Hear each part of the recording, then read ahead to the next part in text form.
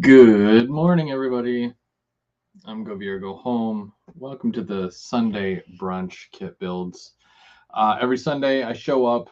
I'll work on a kit or the layout. Um, Today, I'm going to do a bit of graffitiing and weathering. I'm still working through a lot of my rolling stock, so I'm going to chip away at it slowly. Uh, Bouncing back and forth from working on a kit to doing some weathering. Lots of individual cars that need lots of individual attention. So I'll be doing a lot of that periodically. Hey, Mark. Thanks for joining. Thanks for joining. So yeah, we'll do some of that today. You'll notice I've got a new setup, and it seems brighter. It's not as dark as what it normally is because I'm usually under the layout, working on something, on my table and whatnot. But I have a setup now in my office, right across from my actual workstation, and got a neat backdrop. It's very boring, very plain, but it absorbs all that light, and yeah. So the only thing I'm going to change probably is this table because it does. You can see it kind of moves a little bit, and also it like I was using it for work when I first when I first started working from home. I was using this table for like my computer setup and whatnot, and it was terrible. It ended up bowing a little bit, but I'm gonna get another table specifically just for this here, and it'll be set up here, and I'll be able to do all my lives from this spot. But that's like a week away. So, but I want to set this up because obviously I wanted to do a live today. So, really brings out the beard in you. Hopefully, you can't see any of the grays. So, so we'll get started here, and typically. With Sundays, if anybody is working on something, if you're working on your layout, if you're working on a kit or weathering something or whatever, as long as it's railroad related, you can always jump on and join me here live. And Andy's Northwest line, how's it going? Yes. This is one of the lives. I do different live shows throughout the month, but every Sunday I'll do a kit build or something. But it just so happens today I am going to do a bit of weathering instead because I can, and also because I got a lot to do. So yeah. So I think first up, like I have a car that I started a couple of weeks ago. You can see I patched a lot of it out. It's been repaired, quote unquote, and you'll see the side here. Also, the same thing. It was patched out in a number of spots. Those spots were repainted to kind of match the blue, and then that side was weathered. So I still got to do the inside, that side, and the ends as well. But before I do that, I'm gonna do some neat stuff to one of these. This is a Walther's cylindrical grain hopper. Obviously, Canada. It's a CNWX, which means it is a CN car. These are really nice. They make really great rolling stock. If you have a whole bunch of them, it looks great. I just recently put out a short that had one of my Tier 4 Gevos pulling like all of my cylindricals. And yeah, they look really, really nice. House of Random, how's it going? Weathering is my nemesis. Yeah. Like I spent a lot of time when I first started the hobby, and I was like, I don't want to, I'm spending a lot of money making my cars, well, they look brand new when you get them, right? And I don't want to mess that up. I don't want it to look like garbage or whatever. And then eventually I got to the point where I'm like, it just looks way more realistic. So that's kind of what I landed on. And I feel that after doing that, after, you know, trying a couple, and I'm like, oh, I got to do more and then more and more. So that's kind of where I'm at. So now I'm doing most, if not all of my cars, weathering mostly. And then some of them will get graffiti. Tim is probably going to inbox me some angry words later because I'm gonna do some of these instead of doing it by hand. I know doing it by hand makes it look so much better. But these are just Walther's cars. There's no, I'll weather it and it'll look good still. You can still use these. It's not a huge deal. I'm just wondering which one I should use. I like the look of that one. That one says bro. I think the bro one would be kind of neat. Yeah. I'm going to also tape off the reporting marks on this as well. So I'm going to do that first.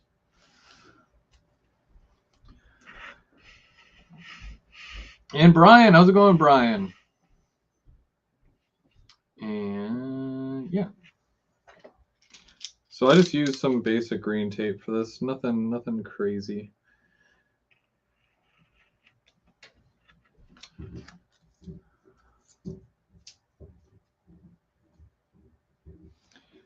And it's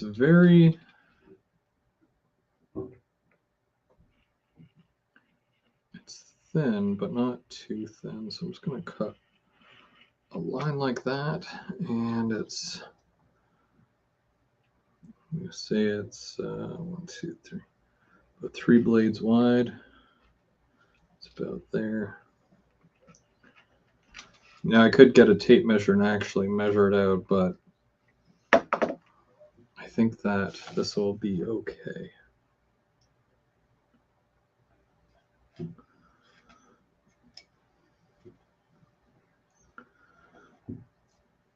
Okay, I do want to take a little bit off of that though. Yeah. Let's make it a little bit shorter.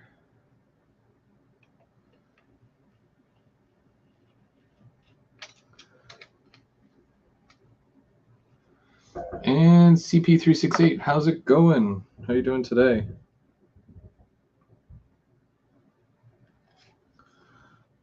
I even got this cool tripod thing here. It's like a tripod because it is. And then it holds the laptop on top. There's like a flat piece and whatnot. I know you could probably easily make one of those at home yourself. But Amazon was calling and they were like, hey, do you know? So I went with that. And it frees up way more space here for stuff. I can put more stuff all over the place. And I'm going to do this side. Okay, good. Yeah, so I just put a little green tape over the reporting mark on both sides. You can see it there. Kind of looks like Christmas. And that way, when I weather it up and do whatever with it, the number won't get covered. I can't stay. I was up all night working, got home. No worries. No worries. It's all good. I know people have lives outside of this. So it's not a huge deal. You don't owe anyone an explanation, man. Work is work, you know. Life is life. Life gets in the way of work, and work gets in the way of life, right? So it is what it is. I think I want to use this one. I just keep staring at it, and I'm like, maybe.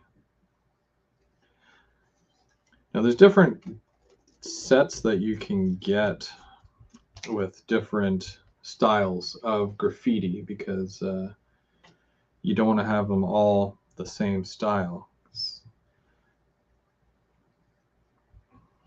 But even though I'm not a huge fan of micro scale, because that's what these are, micro scale being the the blue package, this one here. They usually come in a sheet like this or in an envelope, microscale. I find that these ones here are very thin. And even though, yeah, you'd consider, okay, well, if it's thin, then it should work well, right? I find that they rip really easily, to be honest, and it's not great. Not great. I've also got some microsol as well, and this will help for the adhering process here. And even though I haven't really decided where I'm putting it, I'm gonna put some right here because that's probably where it's gonna go.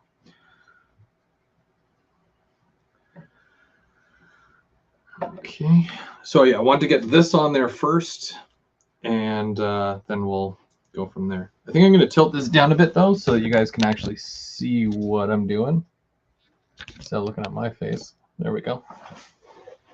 Okay.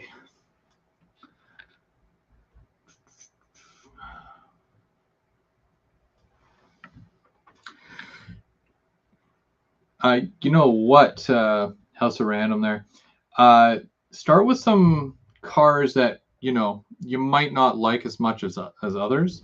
You can also go to a lot of train stores or hobby shops, and they'll have used old stock, you know, even some like Tyco stuff you can get for like dirt cheap, opposed to spending the, you know, 35 to, I don't know, some rolling stocks about $100. You can get some auto racks for 100 and some odd dollars there, but instead of, you know, spending all that money on a car that you're learning on, get like a $5 car or a $10 car. Practice on that and then improve on it. When you find a car that you really like, look up the reporting marks, see if you can find the prototype photo of that car and see what it looks like right now. Because it might have graffiti on it, it might just be weathered. They might have just repainted it. So if you're doing modern, you know, you might not even need to do a whole lot of weathering to it, maybe just on the underside. So I try to do that with a lot of my cars, but a lot of these Walthers ones, I can't find the prototype photo. So I really don't bother trying to do it exact. Just gonna kind of do my own thing at that point. With some of my gondolas, though, the Ontario Northland gondolas, they're not completely accurate, but you're looking at about $45 to $55 per car there. So I try to look for the photos or, you know, one-off numbers to look like I want to make them look like the real ones.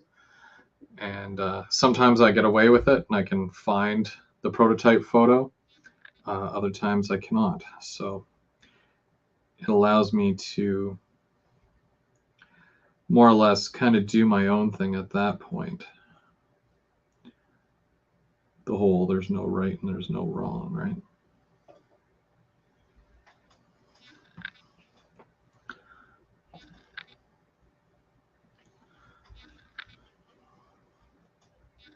Which is the wet end. That's the wet end. So I'm going to just soak some of this up here.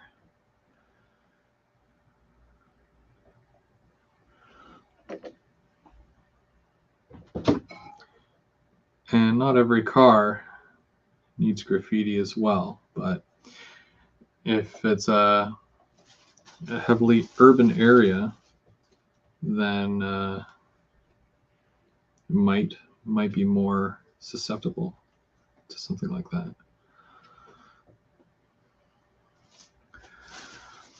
And my cat's causing trouble.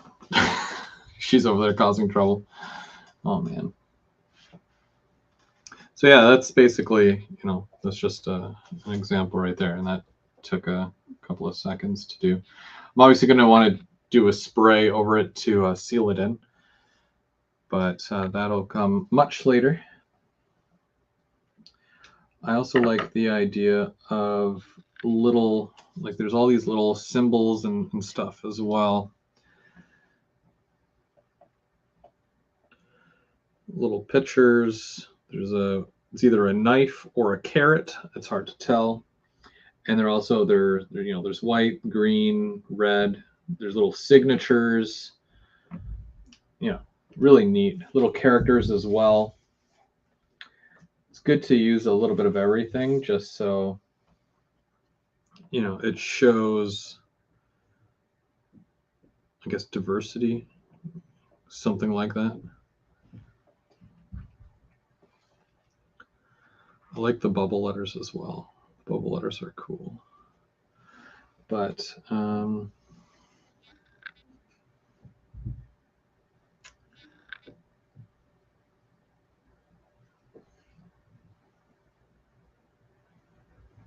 yeah. Hey, Stormy, how's it going? We are just weathering and graffitiing, doing a little bit of everything here. I'm just looking for something that catches my eye, and I'm going to, speaking of that, catching my eye, and it's an eyeball.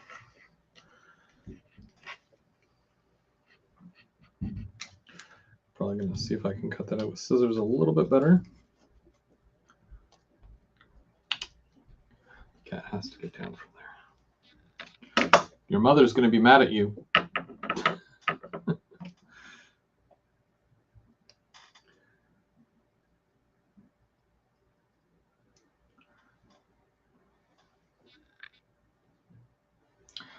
Oh yeah. These cylindricals, like I have a couple of cars that are like my favorite types of cars, and some are just ones I get because I need to have those on my layout. But cylindrical hoppers, they're some of my favorite cars.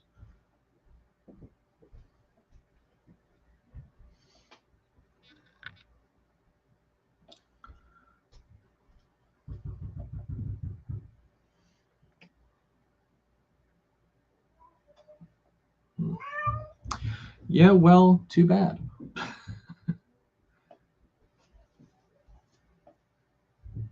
Okay, I think I'm going to put this one right here.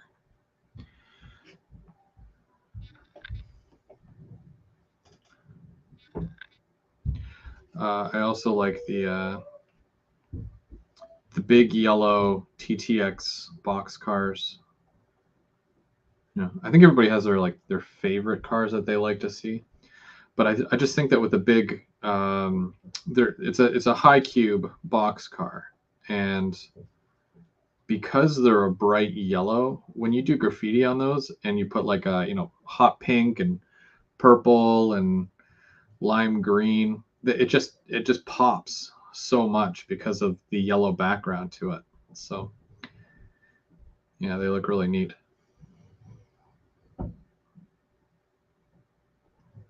Oh yeah, she thinks she's helping right now. That's Alexis. She's my cat. She hangs out all the time. She's very opinionative, so she'll put in her 2 cents every here and there.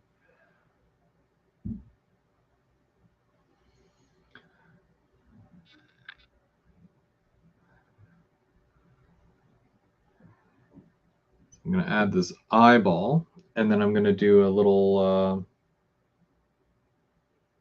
maybe a little, I don't know if it's maybe a signature of some sort, like right beside it. And I'll put a signature beside the other one as well.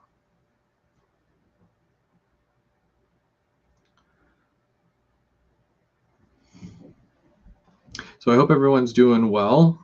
It's Sunday, so I'm assuming that most people are resting today. I work tonight, so I'm not going to be doing much of that today, which is fine. But yeah, it is what it is.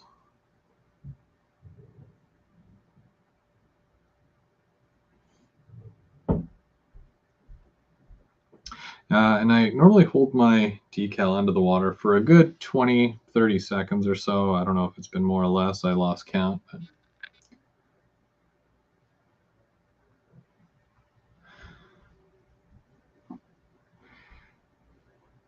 Okay. And then if I can kind of shift it, yep, it'll come right off.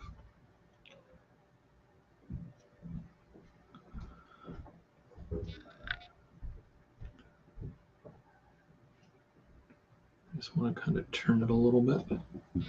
There we go.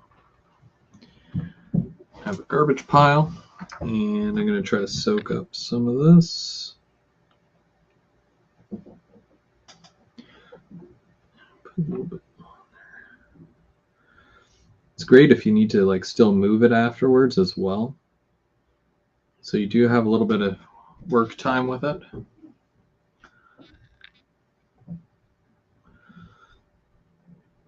Oh, it moved.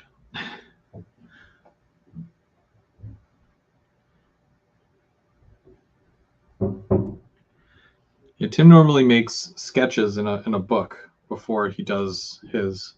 So that's definitely something that you could probably do if you start a sketchbook of just different graffitis and then you implement that on a car somewhere, then you already know in advance what you're going to do and how it's going to look and where it's going to go.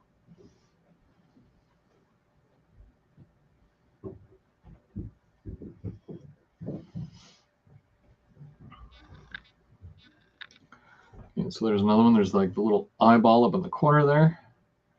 I'm sure it'll look better once it's weathered, but yeah. So now for the, what did I want to do? I wanted to do like a little autograph type thing.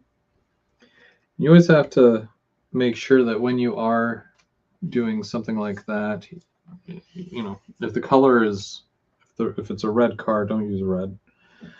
Usually black or white would show up the best.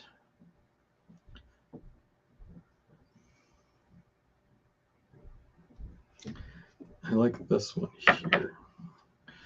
This one is black, and because there's a lot of black in that, it's kind of like you know that they had a black spray can to do that. Try to make it believable, you know.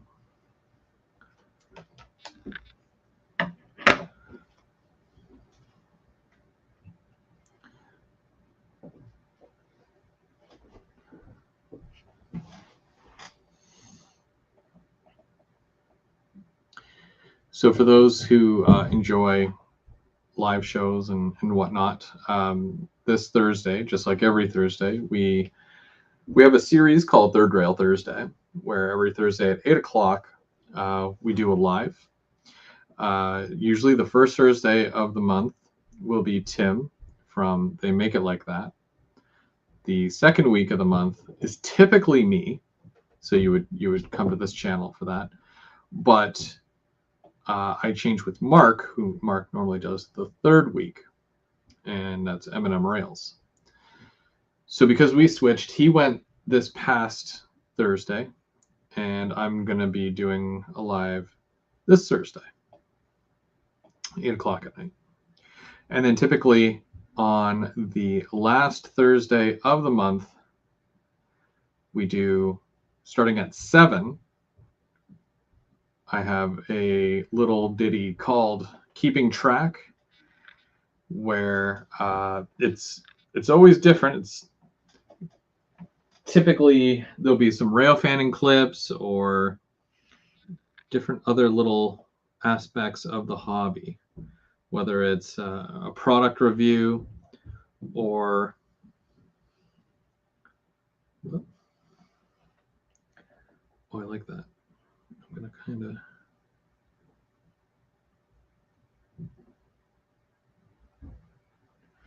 yeah, that looks kind of neat like that. Cool. Okay, yeah, that worked out better than I thought it would. So what was I saying? Oh yeah, Keeping Track, which typically is a little show that I put together every month, which has a combination of different things. Sometimes there's projects that I work on, and sometimes there's videos that are donated by some of my friends that are working on different projects as well. Bubs is usually a huge contributor to that because he's got a lot that he's working on and whatnot. So he will send me some clips, and I usually add that to it.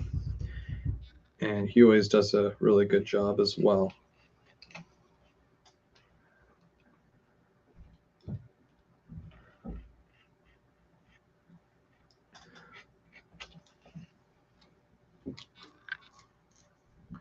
Kind of like this one here because it looks like a name and then a circle thing around it. So I thought, I don't know, that kind of caught my eye. Just got to trim that out a little bit.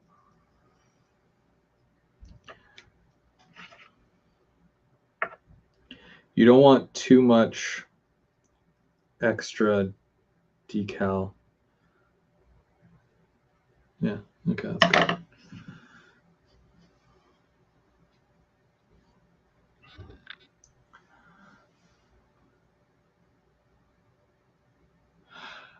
This one that I'm working on right here, and also that one, see how it has a silver top to it? Those are Walthers. And this one here is an Intermountain because it's all black. That's how I tell the difference. That and also the red on the Intermountain is a bit deeper, where this has more of an orangish tinge to it.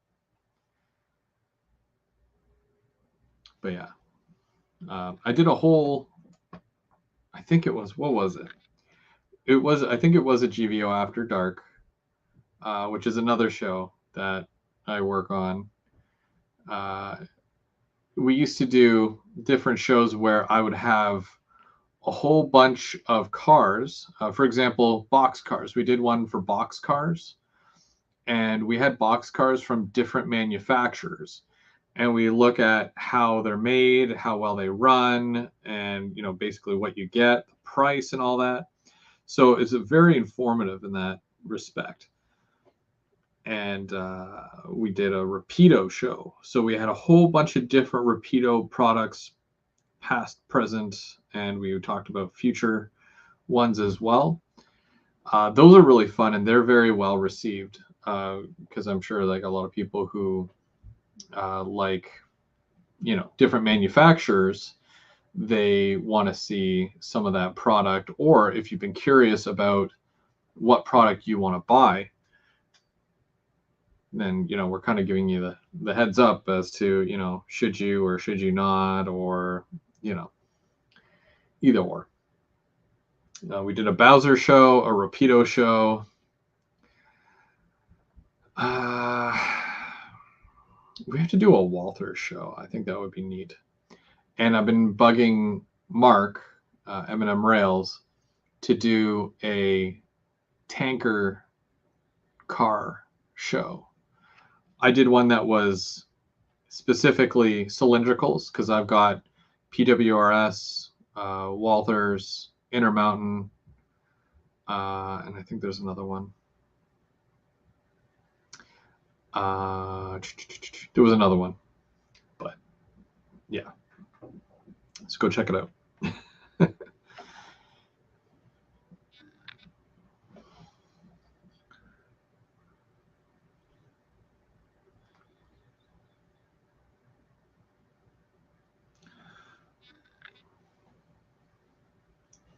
Yeah, it's always a good time. I always try to make entertaining, I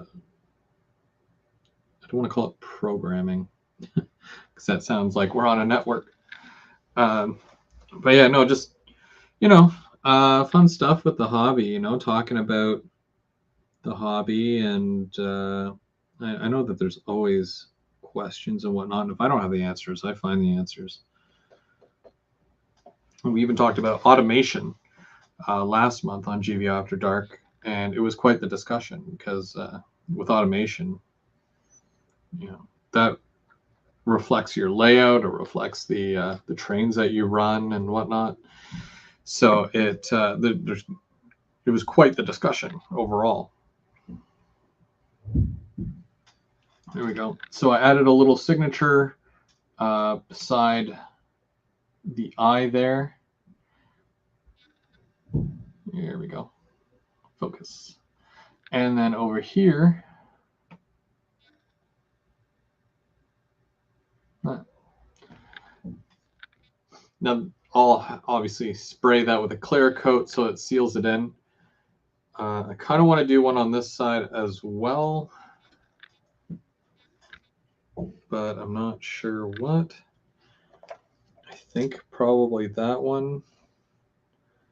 It will kind of cover up the Canada, but that happens. So let's do that. Let's do that.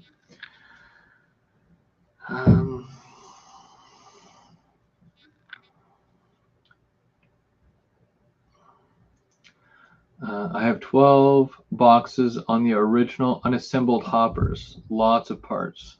What glue do you recommend? If it's, I wish I had my glue with me here. I don't have my glue with me. There's two different glues I typically use, and it's based off of whether or not the model is already painted or not. If the model is painted, I use a stronger adhesive. It's a, I can't remember the name of it though. It has a little purple lid. That's all I remember. And it's a not a tall bottle, but it stands upright. And it has a purple lid. There's different ones you can get. And it's a plastic bottle. If the model is not painted and it's just pure plastic, there's this other stuff I use, and it's basically like a quick drying weld. And that comes in a little glass bottle, and the lid actually has a little paintbrush on it.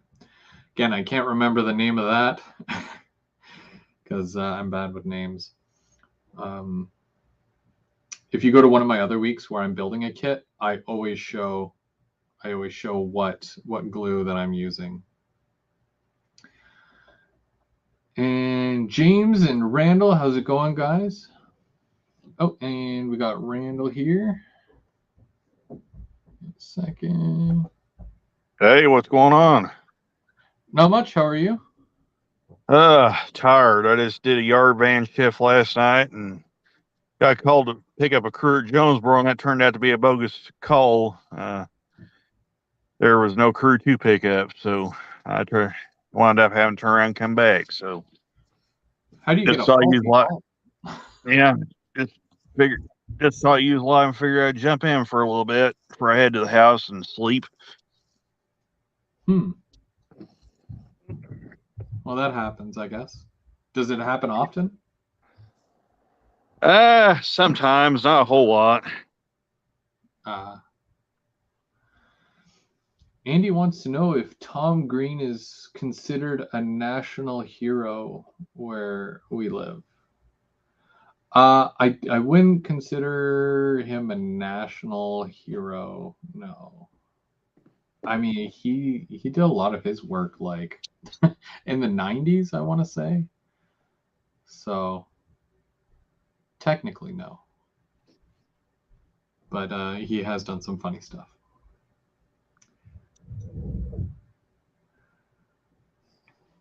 Okay, so we're going to slide this one on here. So, Randall, what are you up to today?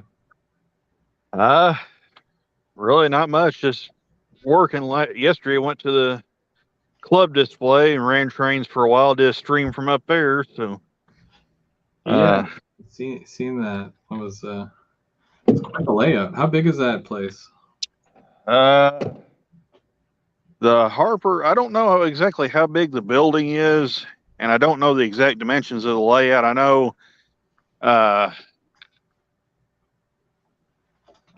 I know we was running 60-car trains on that layout, so Whew.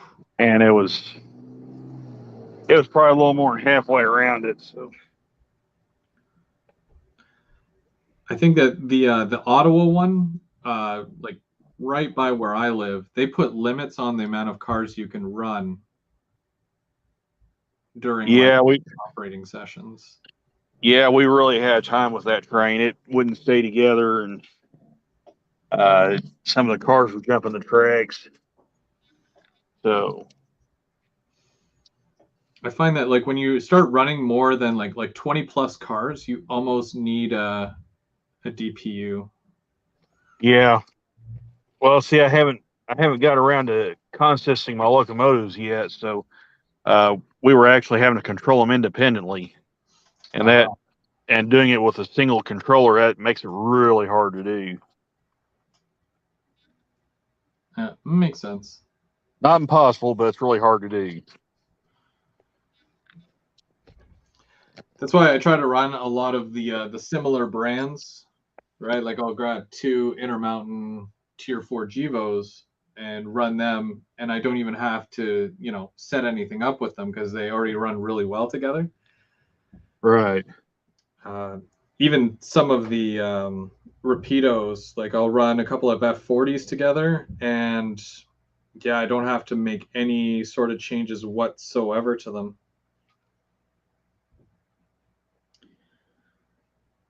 Yeah, a lot of my scale train stuff runs really well together, and the Athearn stuff runs well together. So we'll group our Athearn engines together and group the scale trains engines together. So Dude, uh, will an Athearn run well with the scale trains out of the box? we haven't tried that yet. That's something we're probably going to look into here. Uh, Maybe the next time I go back, which will either be next week or the week after, which will be the final weekend. But I'd be really interested to see like a side by side with a lot of these manufacturers to see not necessarily what's reliable, but what engines are running at more of a consistent pace out of the yeah, box, more or less. yeah, that's something we might look into. Like I said, we were really fighting with this train with the derailments and uncouplings. Some of the cars had couplers that um, weren't the greatest in the world, and uh, some of the weights had kind of shifted around on some of the cars and everything. So Mm-hmm. that was kind of causing some issues. Yeah, it happens. It's more of a flat layout, right? Like it's not. Yeah, there's no grades or anything. It's totally flat, Yeah, that's not bad. and it's two continuous loops. So uh, I find with a lot of auto racks, you really do need an MDU because it buckles. There's a lot of yeah. buckling on grades. So Actually, Dylan ran his auto wreck train on there, and it did really well. So yeah, and he had no DPs on that train. So but that was flat, right? yeah. Yeah. No, I'm talking about like if you have grades, like if you're going down Oh, grade, it okay. buckles a lot. All right. Yeah, I get you there. Is a train showing up today, or are you waiting on a train? Well, I don't know if anything's going to show up or not. I was going to have to hang my keys back up, and you never know what might come in while I'm gone. I don't think anything's coming because I don't see the signals lit down there. So Yeah. Let me uh, know just in case, because I've got me full screen there just because I didn't think that you had your yeah, go ahead. so Yeah, the only thing that's sitting down here now is a Herzog ballast train. There's no power on it. They cut the power off of it and took it somewhere. So uh, the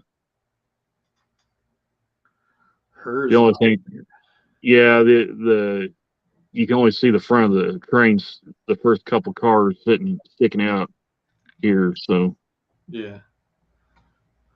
but it's loaded. It's got ballast in it. So Oh, nice. Are they doing some local work or repair today? Or? yeah, the Loram rail grinder's out here too somewhere because when I worked the yard van last night, I went to take a crew to Wynn, Missouri, which is just uh, which is between West Plains and Koshkonong, and we could hear them on the scanner or on the radio pretty clear, so we knew they were closed. And from the sounds of it, they're coming this way. So Neat.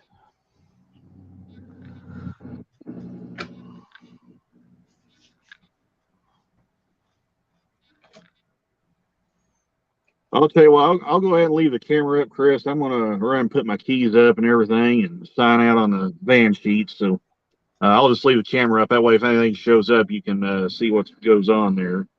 Oh, I appreciate that. Yeah, Yep, absolutely. not a problem. I'll be back in a little bit. Okay. Let's see if I can do one of these. Yeah, somebody shout at me if you see a train, because I don't always have my eye on the screen there.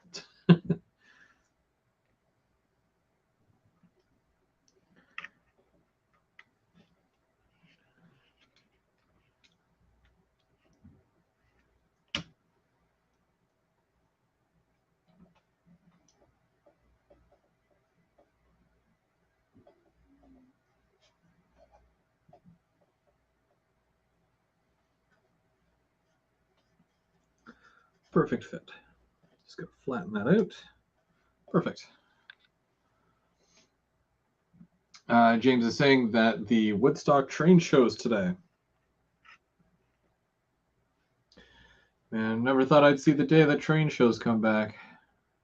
Thought it was going to be forever before they start going again. But glad that they are. Things seem to be back in full swing.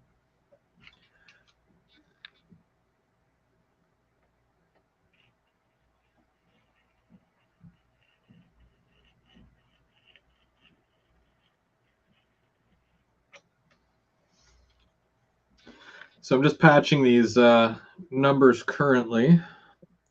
I don't know if I'm going to do something specifically with this car right now, but I do want to patch it halfway through. 3 seconds there.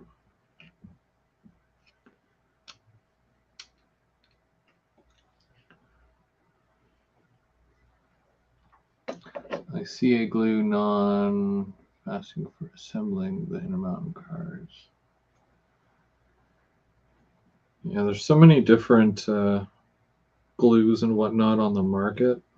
You just got to find what works best for whichever job. Also find that depending on the brand, now I'm not sure as far as car kits, because the only car kit that I've ever really put together, maybe besides a Athearn blue box, but they're already painted, is a Sylvan kit, which is resin. And those are a pain. Those are a pain to build, but I got through it. And then with those, with the Sylvan kits, the resin itself is really tough to glue to and gluing parts together. And then if you make an error, it's even harder to get them apart. So, yeah, you got to be very careful. But when it comes to building kits, because I think I've built more building kits than car kits, I really enjoy Walther's plastic because it's very, I don't know, the type of plastic it is. It glues really well, and when you like compare it to like a Downtown Deco, where that plastic is way thicker, I don't like it as much. Might just be me, I don't know. But it also does not glue all that well. So I try to stay away from that. Pike stuff is okay, Pike stuff kits, but it does require a bit more of a skill set or skill level, because there's a lot of those kits that don't even give you the perforated edges to, cut out a door or anything like that. So you're kind of guessing at that point, or trying to basically do that on your own.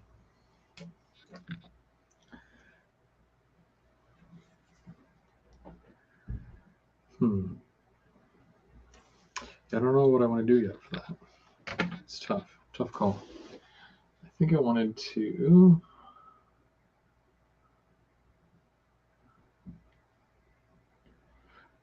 I don't know if Mark is still here. Mark, are you in the chat still? Are you hiding in the background? Mark.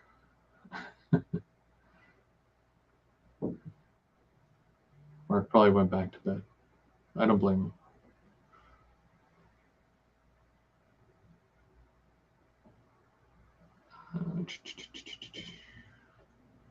Oh, also coming up near the end of the month. What's today? The 16th? Holy moly! It's the 16th today. What's my calendar looking like? Next weekend, the 23rd. No, 2 weeks. In 2 weeks. So the 30th. Yeah, I think we had to push it to the 30th. So not next Sunday, but the night before Halloween. We're actually starting something here on the Sunday Brunch kit build where a bunch of us bought the same kit. And it's the HO Scale Walther's hobby shop. And we all got a kit. It's still open. Anybody else who wants to join. It's not like a contest. There's no bragging rights. We're all building the same kit. We're going to do many different variations of this one kit, so you'll be able to see everybody's interpretation of it, which I think is neat. And yeah, it should be fun. And we're all starting that on the 30th. I think I said that already, but yeah, the 30th. We're starting on the 30th. So I'm gonna do something on here. So it's yeah. So this should be fun.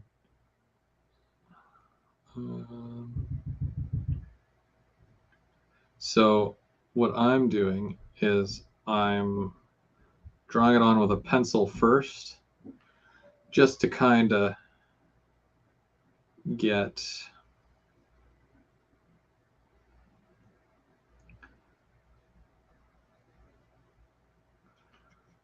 an idea of how this is going to look.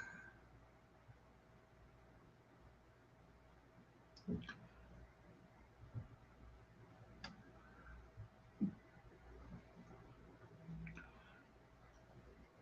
I had asked my kids, I said, what should I draw if I was to draw something on a car? And one of them said, an Among Us. And because I know video games and I play video games, I knew what he was talking about. But for those who don't know what Among Us is, it's just a game, and they want to know. I have to explain it to them. No, okay. But basically, it's a game, and it's every man for themselves, and it's like you're on a spaceship, and you basically have to, like, one person is like it, but nobody knows who that person is. So that person goes around the spaceship, killing off all the other people, and then you have to like find out who the killer is before everyone gets eliminated, basically. Yep. You're talking about Among Us. My niece loves that game. Oh, okay. See, so I'm not alone on this. Okay, well that's good because yeah, I'm just explaining because I'm doing a little Among Us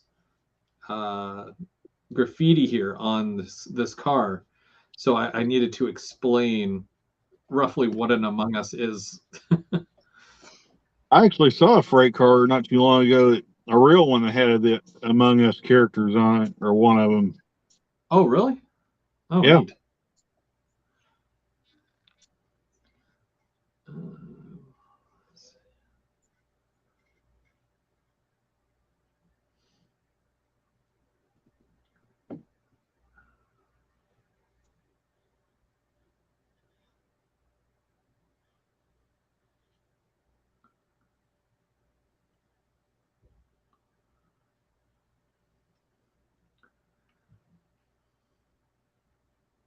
Well, the signals are really red down there, so I don't know what what is or isn't coming. Usually it usually signifies a northbound coming. Yeah. So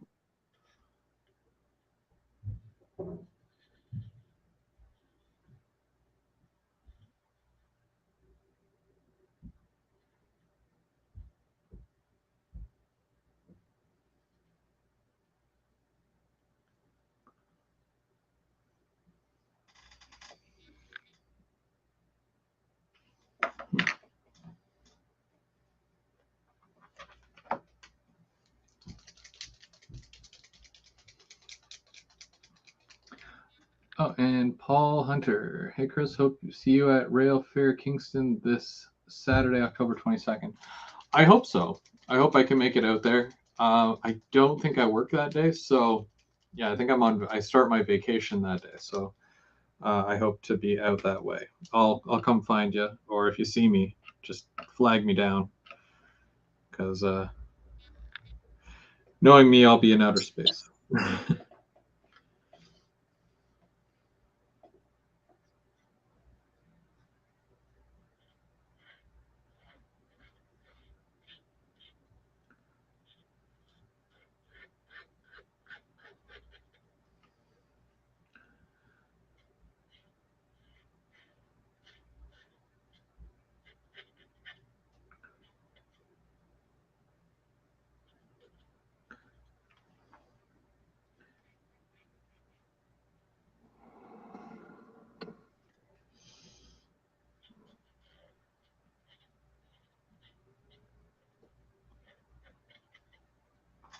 I was up there at the club yesterday. I told Bob, I said I'm gonna have to get a faster way to unbox my freight cars and stuff. I still have a lot of them in their original boxes and packages, and it takes a really long time to unbox all them. Yeah. Do you not have one of those travel cases? I've got a couple of them, but uh, right now I've got probably about half my freight cars stored like that, and that's probably 50 or 60 cars. Oof. Yeah.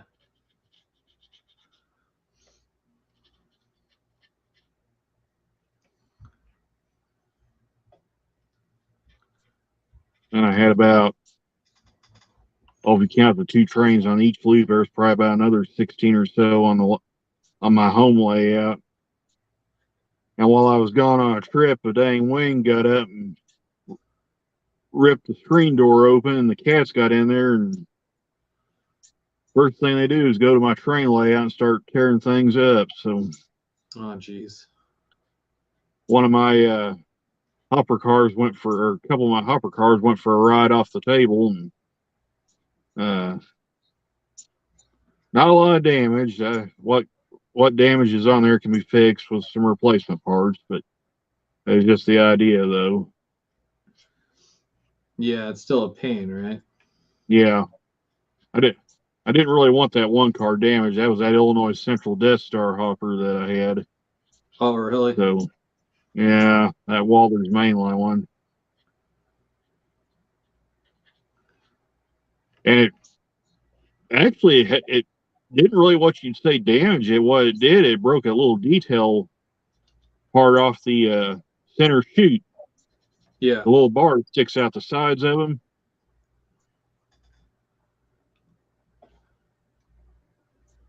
and it broke that one side off.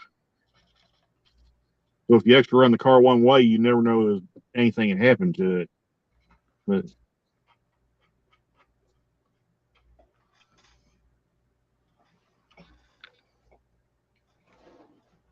then the other one is a Atherton Raider roll car, and it broke one of the hatches off the bottom two, and but that's not a problem to fix them. I've got some replacement hatches or bottom hatches for those cars, so replacing it shouldn't be a problem just as long as I can get it out without breaking the prongs off in there.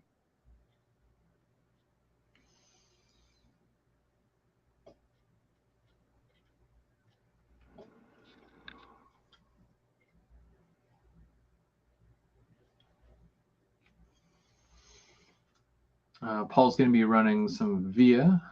You'll be in the second room. How many rooms is that show? Is it going to be like 2 or 3? I don't think I've been to that specific one yet, the Kingston show.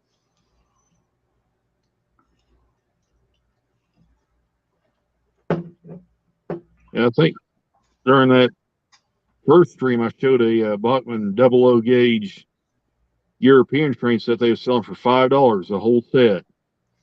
Oh, really? Yeah, something was wrong with the engine. It would run, but what I was told, the rear drive gear slipped in it. Yeah. Or the rear drive axle. That's not bad though. $5. Yeah, somebody bought it. The cars and everything's easily worth that. So maybe they can get that steam engine fixed.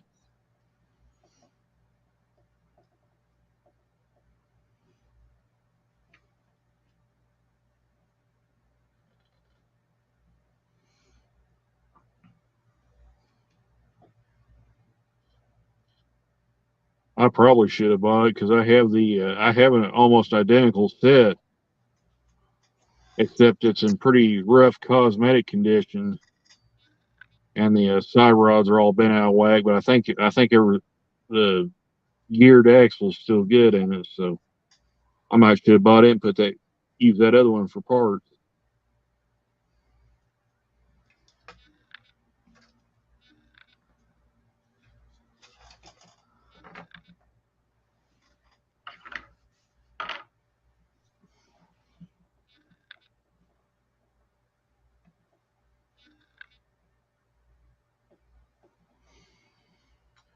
I think I'm gonna weather a car now. I did the Among Us one. It's I put sus for obviously short for suspicious. It's not done yet. I gotta add more, color to it. But I did the white outline and whatnot. So I'm just gotta add more color to that, and then I'll weather it. But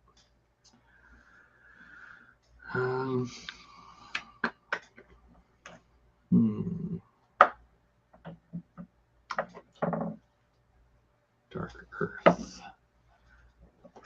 And I do want to lighten it up a bit.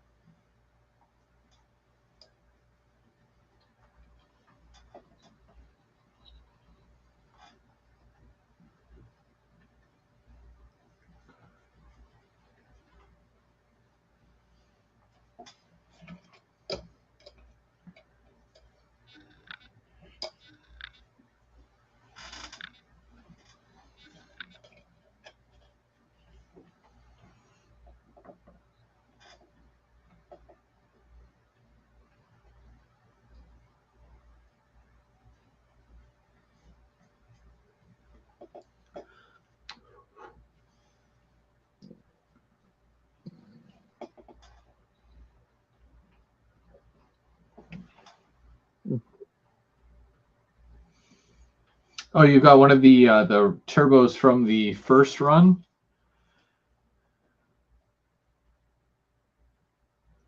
I'm kind of excited for the new one, the new HO1. It's really expensive, but yeah. Also, with all the VIA stuff coming out next year, I have to really prioritize. What's the word? Prioritize. Yeah. Which ones are worth it to me? Which ones I should get or shouldn't get? And yeah. I'm It's kind of having to do the same thing myself. There's engines I want to get, but I'm not sure if I can get them or not.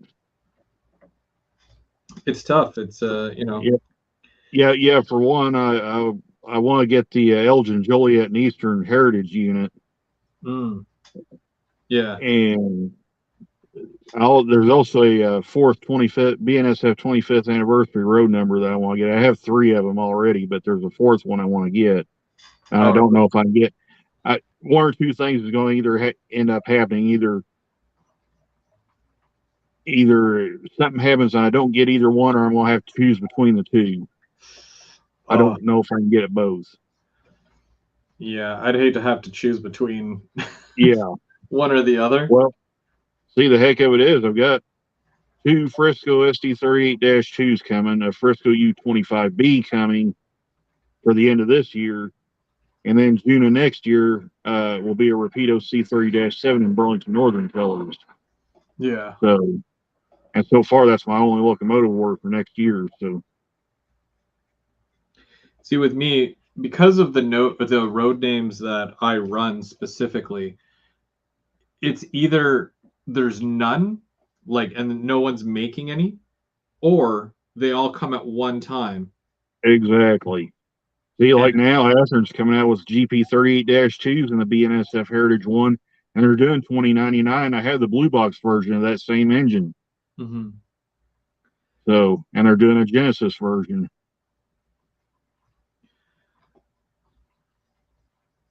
Yeah, it's tough. It's such a it's the darndest thing, right? Because you want them all, but Yeah. you really have to break it down. Because even for me, right, like the odd via locomotive or via car, passenger car, will come out, but it just so happens that next year there's stainless steel bud cars, Oh, and geez. yeah, I mean that within Yeah. itself. I mean you're looking at about $120 a piece there, and I need Yeah. about 10 of them, and that's being So, like that's with restraint because there's way what? more. So, so that'd be a $1,200 train set essentially, Yep. minus the locomotives. Yeah. Well, I've already got the logos for that, but then there's the the Chargers, the Siemens Chargers. Yeah. Well, they're doing Bachmann is actually doing the Via one. Like they already did all the Amtrak ones, so now they're on to Via because we just got Yeah. ours this I year. got a, I got an email from one of the online train stores where they're marking the Chargers down like almost 50%. Really? Yes, they got three of the Amtrak. If it doesn't kick me out, let me see if I can find that email, Chris, and I'll read it off to you. And the sale may done be over. I don't know because that's been a couple days ago. I got that email. So Because that was probably like for a Bachmann locomotive, that was probably one of their best diesel locomotives.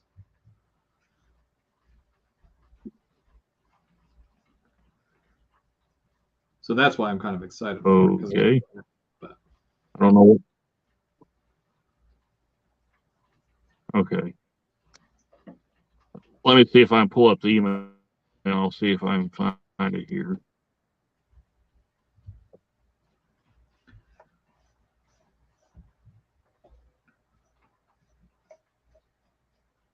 Uh, hey, Split Rock, how's it going? Thanks for joining.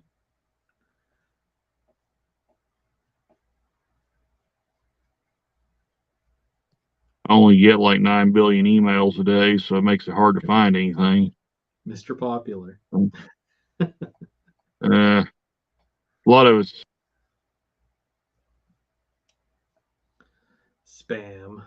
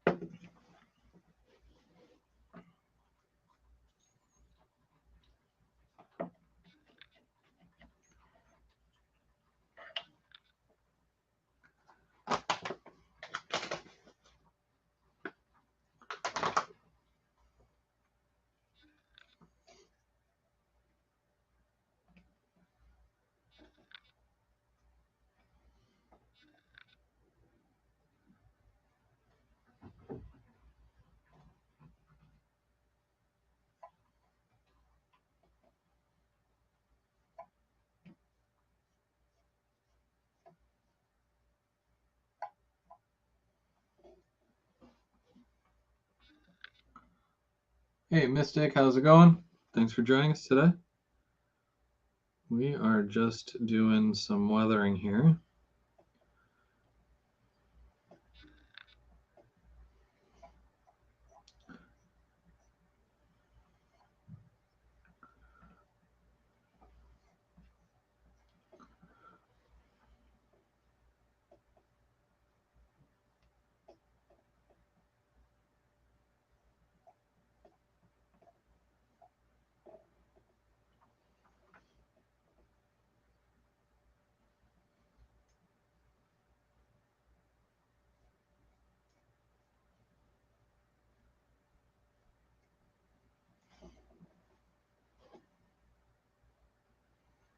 So yeah, that was the Train Life emails. What I got, Chris, was where they had the chargers for almost half off. Train Life? Yeah, I can't say I've ever heard of Train Life, but that yeah, I I, ordered from a couple times. They're a pretty good place to order from. yeah. Are they in the States? Yeah, I think they're based out of Utah, is what if I remember correctly. Utah. Hmm. Because when Scale Trains had 4519 as one of their Dash 9 releases in the past, um, I actually wound up missing out on it because I didn't have the funds to get it at the time. And by the time I did get the funds, they had already sold out. And I found one on Train Life's website, so I just ordered it from them. Hmm. So that's been a couple years ago. Yeah. But they carry a lot of stuff. They carry a lot of exact rail stuff too. So Oh, and Exact Rail is really good. They haven't really made yeah, anything that I personally want, except like I did get some box cars from them, like a while ago, like 3, 4 years ago. But they genuinely make really good stuff. yeah,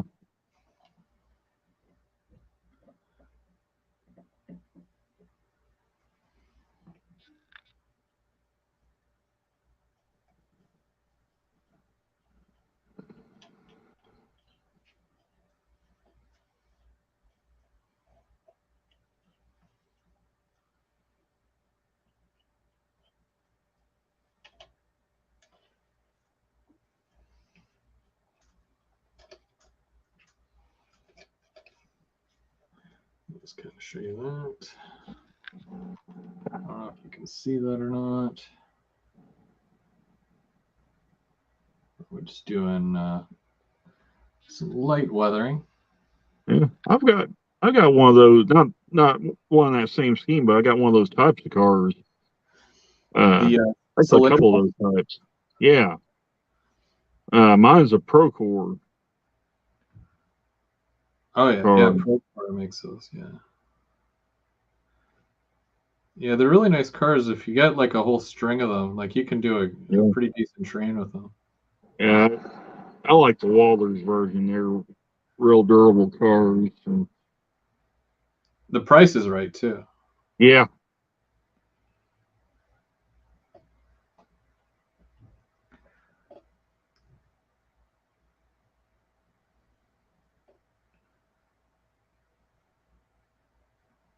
Like, a lot of people worry about, well, how am I going to afford this and how am I going to afford that? But it's like there's always I don't want to say a cheaper alternative, but there's definitely less expensive alternatives. Right. And it does help. It does help. Different manufacturers will do the same cars, but you'll see them at different prices. Like these ones here, you can get a Walthers. Now I'm not sure how much you'd pay in the States, but I pay about 35 per car. So I think one place I can get them for about 27 or $28. And I Yeah. want to say that's either Train World or there's an online store called Lombard Hobbies that sells rail cars at pretty good prices too, and Midwest Mall Railroad does too. They have pretty good prices as well. So Hmm. uh, usually if one store doesn't have it, I'll go to the next one. So Yeah.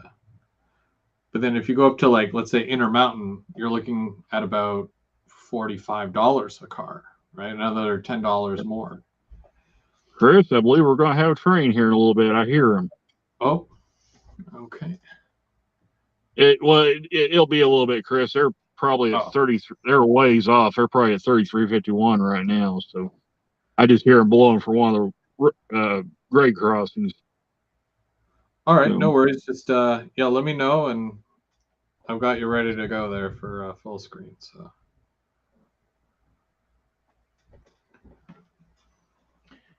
And then we've got a company up in Canada here. They're out west. They're on the west coast, and they're called PWRS. And they own North American Railcar Association or something like that. And they specifically make these cars, and they're the only ones who have the rights to it, but it's the green one that says Saskatchewan. And you're looking at about $75 to $80 per car, which is nuts. Before this train gets here, I'd kind of like to see them do models of these ballast cars like these sitting over here for the Herzog ballast train.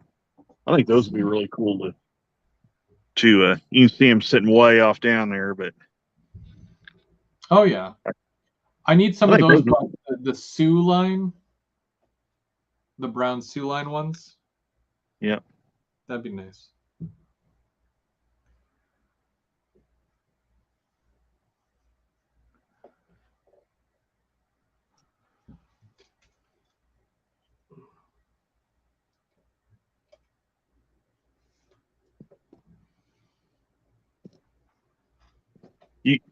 You could probably tell too, Chris, what the preferred vehicle for rail crew is. All Toyotas. That literally looks like the exact same car right across there. Is that all the exact same car? Yeah. Yeah, they're all Toyota Siennas. Sienna. All 22 miles except for that one sitting right there on the end. It's a 20. Do they get like preferred customer kind of pricing? They must, because I forgot how many of these vans they ordered. I don't know if it was like 400 of them or what, but we got well, there's one that's out now, and if you count the one my supervisor drives and the one they're using it for the yard van. Well, no, they're using the Expedition for the yard van now. So there's 1, 2, 3. Well, there's 3, 4, 5, 6, 7, 8, 9, 10, 11, and then there's a guy that's out now on a trip with one, so that's 12. So there's 12 of these Toyota vans for the spare section. Memphis has even more than that, and Springfield does too. So,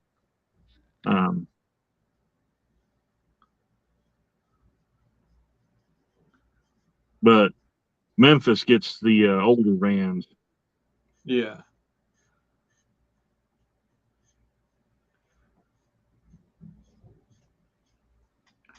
Huh. Well, looks like a very popular car. They like it. I'll say this: the newer vans, the ones you're looking at now, that's right in front of you. I like these vans better than the 20 models. The 20 model Sienna is not as driver friendly as these 22 models are. Mm-hmm. And the 20 model, the body work on them is also a lot more flimsier than these new vans. So the only bad part about these vans is you can't leave them sit for a day or two, or the battery goes dead in them. Oh, really? Yeah, you have to go down there and jump them off. We think we know what's causing it. We're not totally sure, but we think we got a pretty good idea. We think it's the cameras that's mounted inside of them that's killing the battery. See, each one of those vans has a camera inside of them, Yeah. and they're rigged to go. Well, I shouldn't use the word rig, but they're designed to go off. If you either A, hit 90 miles an hour, B, you hit something and set it off, or hit the brakes hard enough to set it off. And what it does, it'll take a picture of you and whatever's in front of you and send it directly to the head of the company. Oh, So, yeah, you don't want to be speeding in these vans. nope. No, definitely not. All right, Chris, we got a train coming. I hear him. Nice. I'm gonna move this camera down here where you can kind of get a better look. So,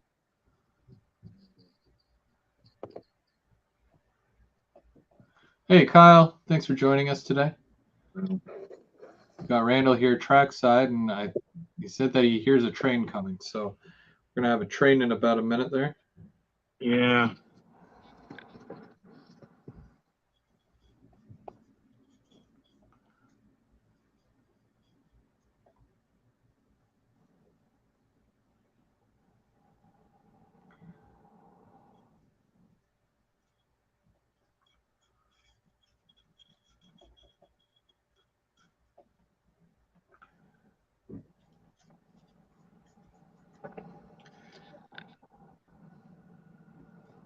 I'm very particular when it comes to cars and whatnot. Like especially Yeah. when I went and I bought an SUV recently, and just the look of some SUVs, they look like boots on wheels, like a roller skate almost. And I'm like, I don't like the look of it. So I had to be very picky. That's a nice BNSF set. Yeah, looks like this old Tulsa, Memphis.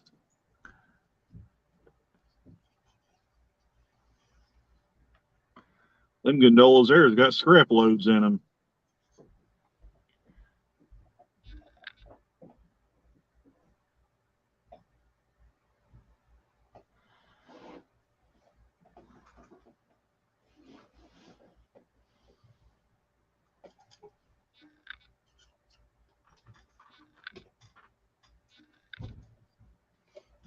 Well, that's really cool. And it's a good mix too. Mm-hmm.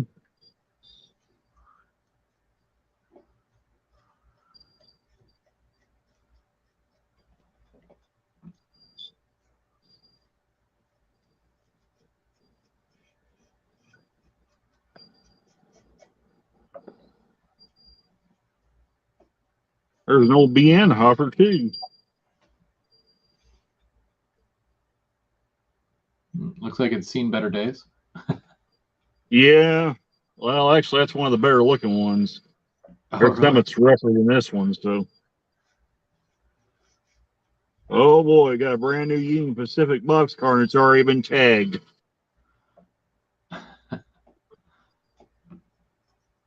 I saw some of those the other day. I mean, they was brand spanking new. I mean, they didn't have a speck of dirt on them or anything. No graffiti or anything. Here's one rolling up now and it's already got graffiti all over it. Oh, wow. You'll probably see it here in just in a second. It's coming across now. This kind of orangish one. This is Cash. I think it says Cash. I think so, yeah.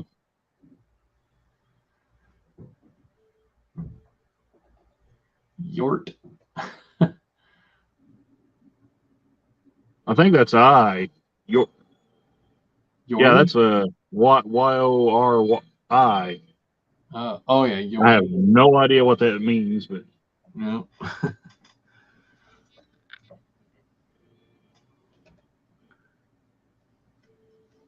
oh, that may be a Kansas City Memphis train. I believe that's Kansas City Memphis train, Chris.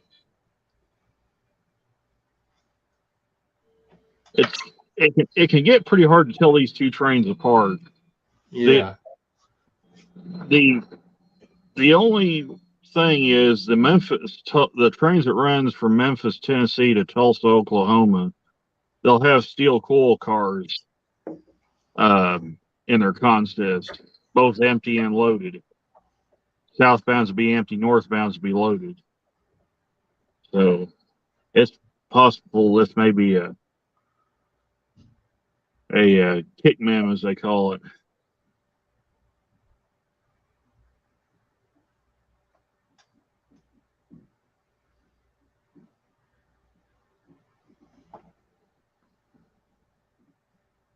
I kind of like the looks of those UP cars having those blue bearing caps on them. Yeah, yeah. So, And those they actually rotate, right? Like their actual oh, bearing caps. oh yeah, yeah.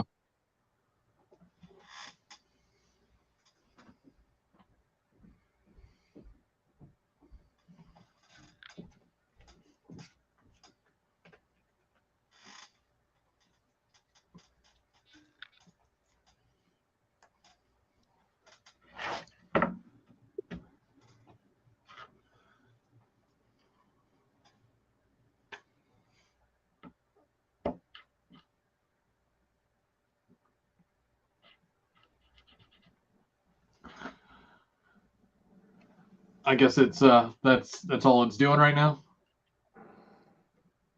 Yeah, they're changing crews right now. So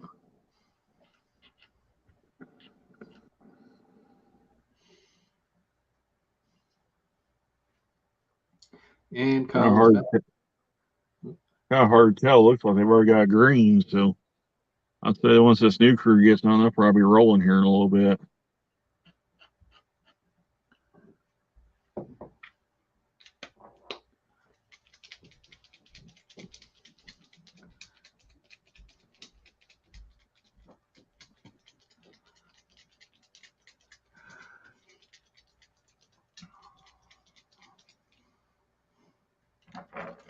Bring this one back.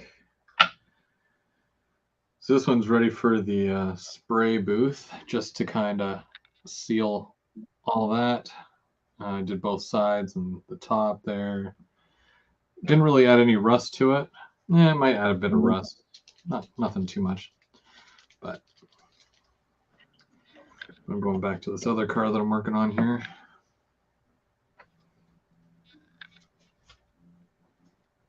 If I can get this blue to work.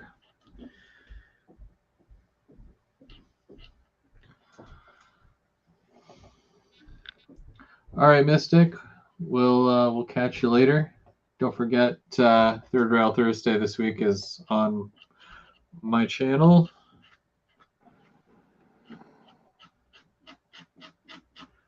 So this one doesn't work. Tell you what, between working yesterday, going to the train display, and then working last night and this morning, I'm wore out. Yeah. Uh, Well, I ended up taking my youngest to the train club yesterday. It was his first time going. there you go. Because he's short, as you can imagine, a 6-year-old being short, I had to have him up on my shoulders basically the entire time. So my neck was done by the end of it, more or less. Yeah. We got a lot of kids that comes to the club display. I mean,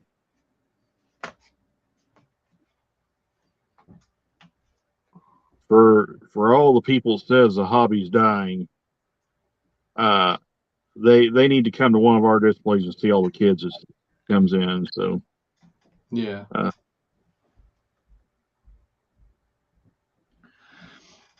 Anthony wants to know if I know anything about Posh.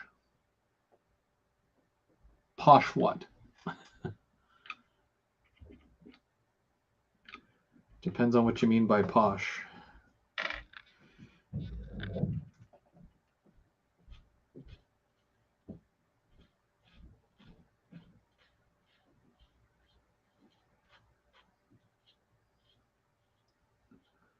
ooh.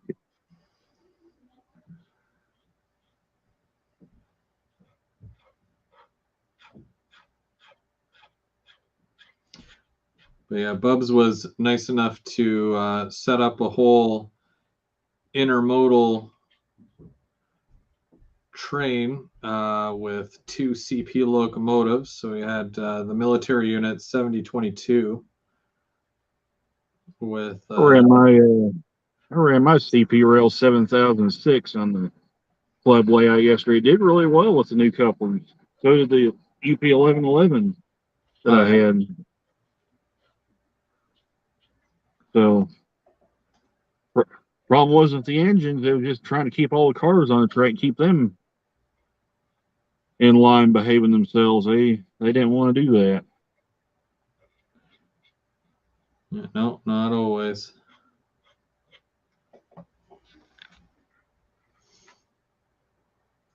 I think I'm going to start kind of going away from the high detail stuff, start going back to the intermediate and entry level cars again. Because I had a Florida East Coast boxcar. Of course, it's been through the ringer. Some gun's probably knocking on 20 plus years old. Mm-hmm. It derailed on that train we was trying to run and knocked the brake hose off of it. So, of course, they've been broke before, and I glued it back on. It when it derailed, it just snapped it back off again. But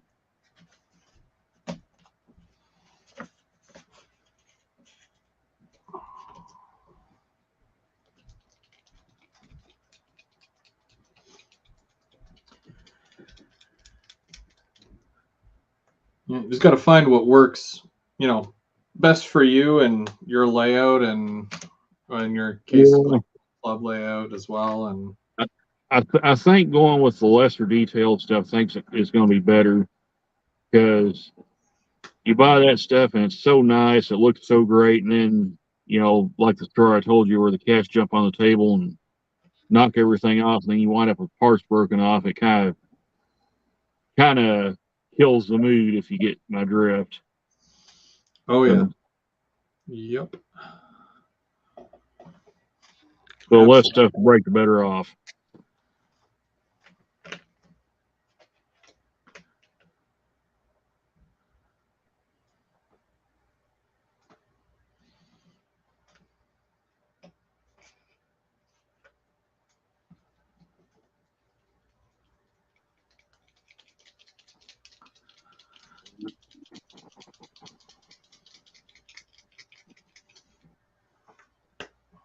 Oh, wow. Okay. I don't know what they're doing now.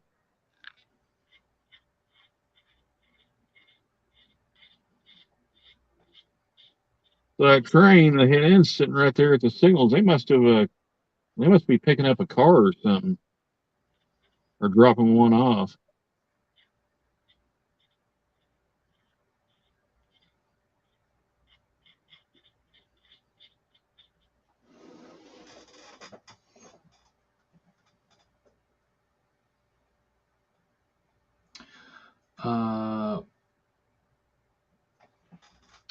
Pot can hoppers. No, I can't say I've ever heard of those. Randall, do you know what a pot can hopper is? Can't say I do.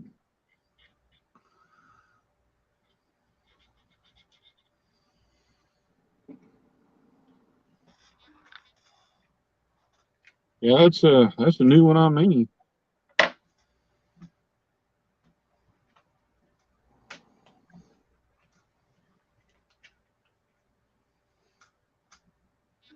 They're in New Jersey. I'm not sure if those ever go north of the border. I'm up in Canada, so I don't think I've seen any of those in particular. Or even technically, I haven't heard of the phrase like a pot can hopper. So I'm not too sure, to be honest with you.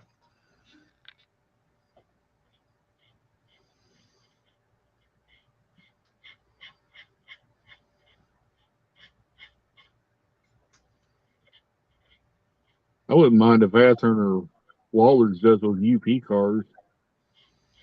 I like those. Do you like that new CSX Operation Lifesaver? You seen I that? have. You talking about the locomotive? Yeah. I don't think I've seen. Well, I think I saw a photo of it once, but I didn't really look at it that close. So I like the 70 Max Metra's doing, which is that's kind of surreal to begin with. The fact they're using SD 70 Max to pull their passenger trains with, that's kind of nuts. Yeah.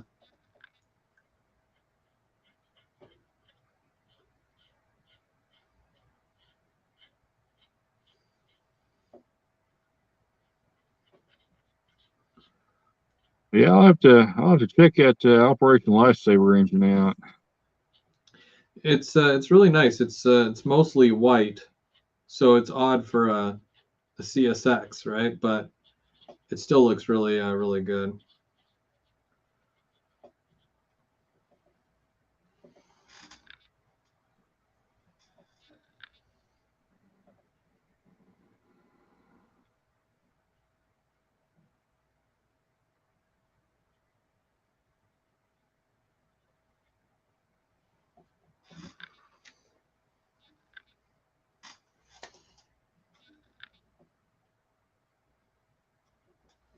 Oh, as they Borden was talking about the potash hoppers. Yeah, I've seen those. Not here, not in person, but I've heard of them and seen photos of them. Oh, potash. Oh, okay, yeah, like fertilizer cars. They're like they're the pinkish version of these cars, kind of. Yeah. Um, my friend Bubs, he's actually doing. I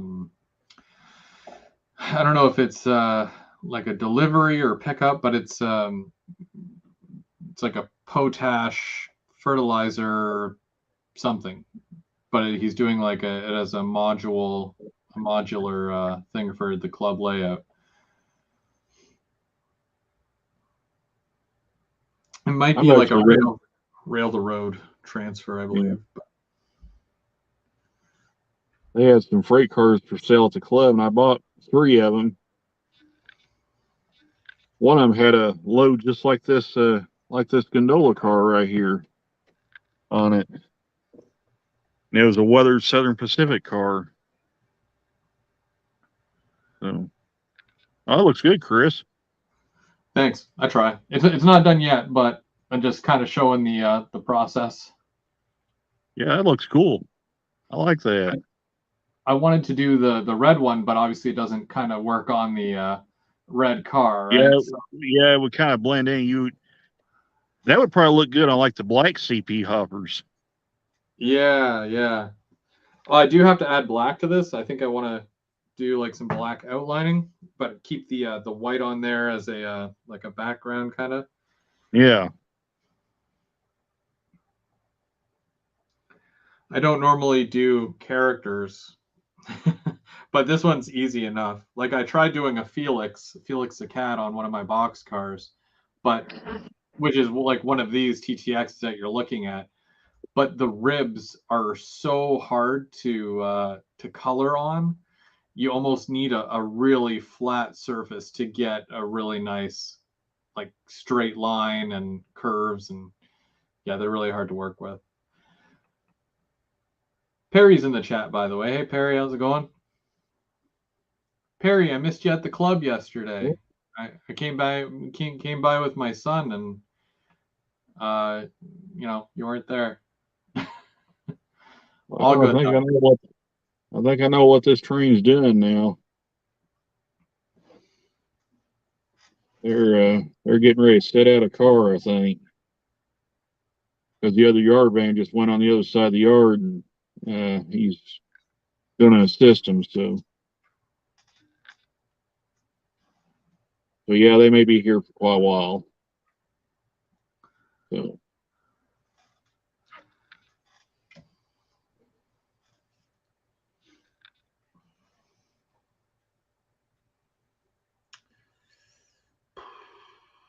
Yeah, they're testing what they're doing. They're releasing the brakes to make sure the train doesn't roll away when they uncouple from it. Is it making a lot of that, It's that making that noise, clicking sound. the air pressure leaving, Yeah. basically?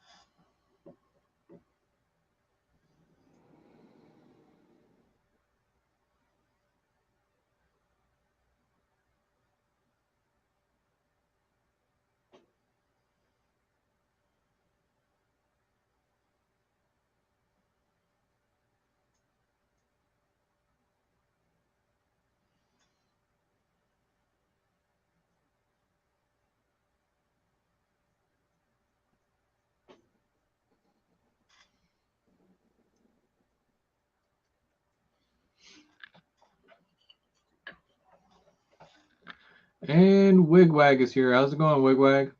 Hey, Wigwag.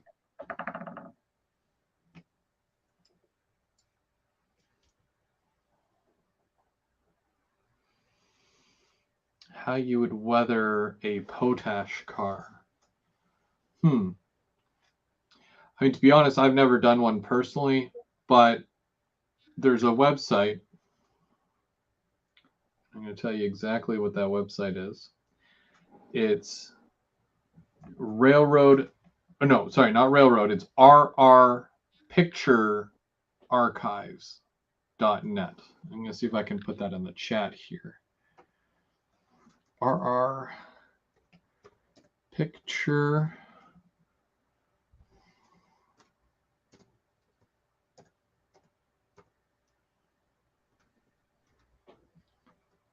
.net.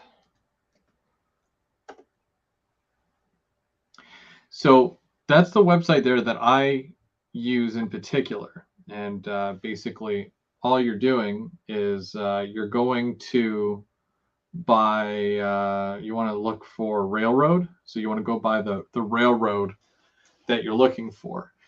So depending on what the reporting marks for the potash car, in this case, these cars are ONT and then the number.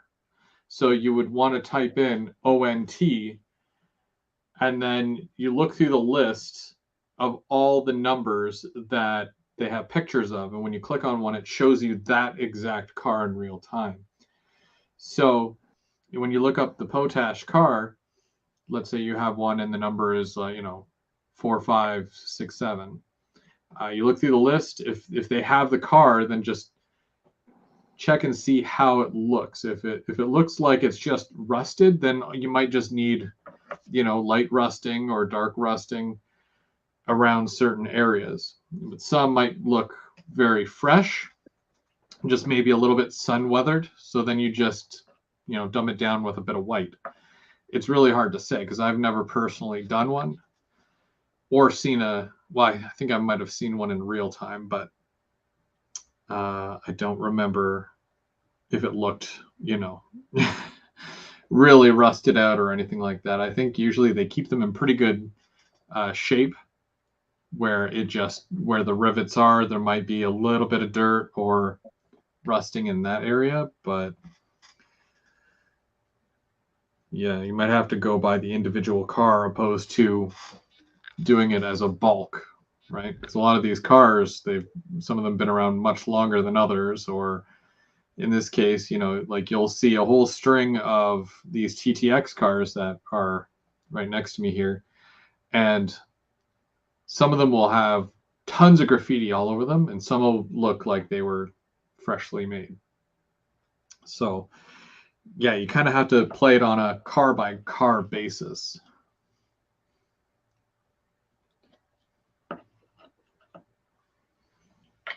Some of these cars, because of the blue, I think that the blue on these cars are wrong, but I'm not gonna fight that because it's a losing battle. And all I do is I look up these cars by their numbers as well. Some of the blue is way lighter, and it looks like it's been sun faded to the max. Others just look extremely darker and way dirty. So I do what I can to try to make it look like the prototype. If I can't find a prototype photo, then I just kind of do my own thing. Like this one here, I couldn't find the prototype picture for this one, but I found the one-off, and it had lots of these patchings to them. There's the wrong amount of rivets along here, not that anyone's counting. So I just had to make my best judgment as to where each one was going, really, where each patch was going. And you try to get it as close as you can, but it's not going to be perfect.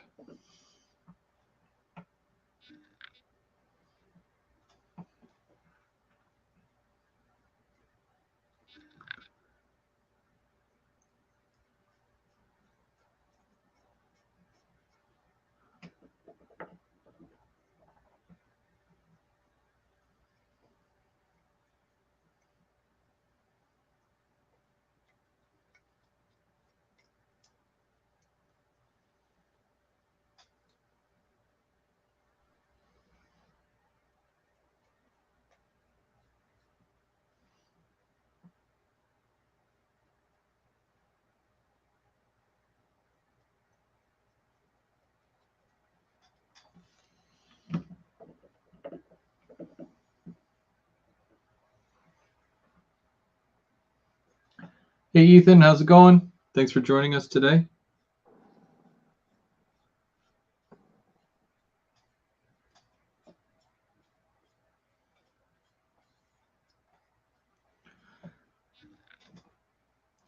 So do you think it won't be too long before that train takes off? Yeah, it'll probably be a little bit. I figure they're setting this car out.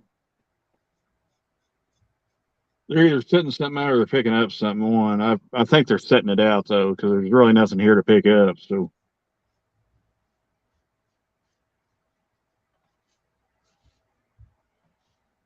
I seriously doubt they're getting these ballast cars. So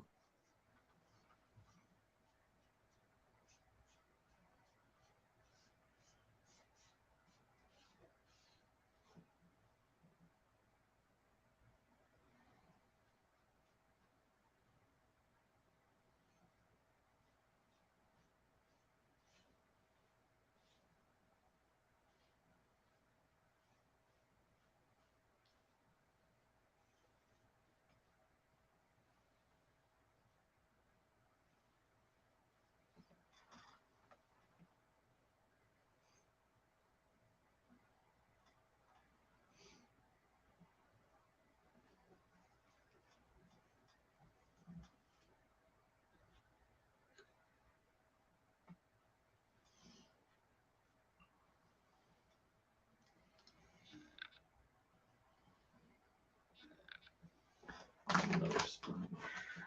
Actually, I wonder if I can do it with this.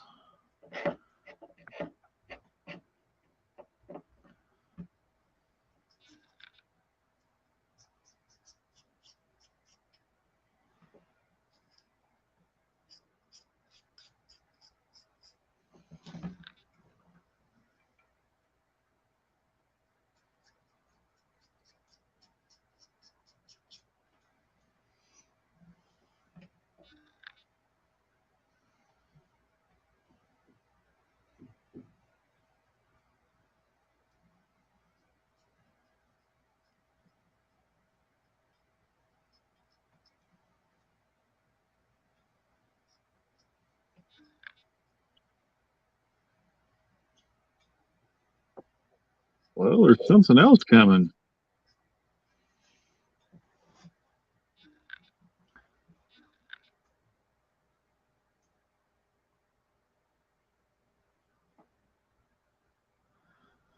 Probably behind it though, right? Not in front of it.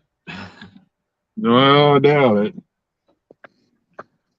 How many tracks you got there? There's a total of 6 tracks in this yard. Where you see the train sitting, that's actually main 2.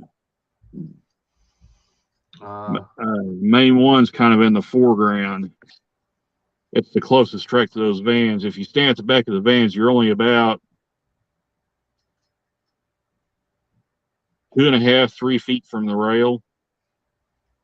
Oh, okay, that's not bad. I think you're just barely far enough away if you stand back from the orange buffer there.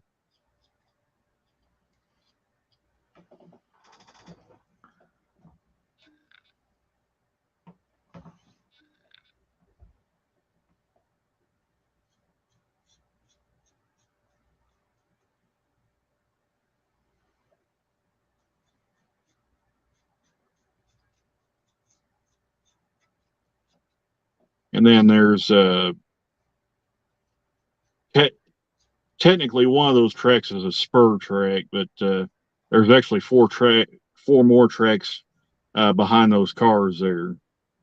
Usually, if they set anything out, it'll usually be on track 3 or 4. Or 4 or 5, I mean, sorry. Because they use track 3 to park some of the shorter stack trains here. And you said that one there is on track 2 right now? Yeah, that's BNSF Main 2.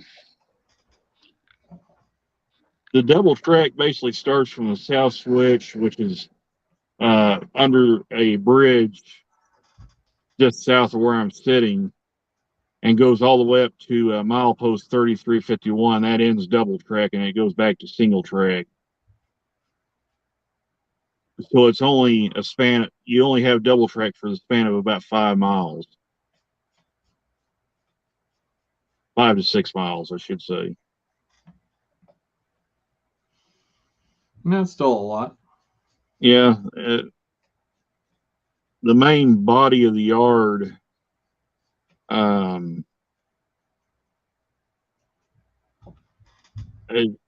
I think you would have to have your trains a little bit under 5,000 feet to fit comfortably.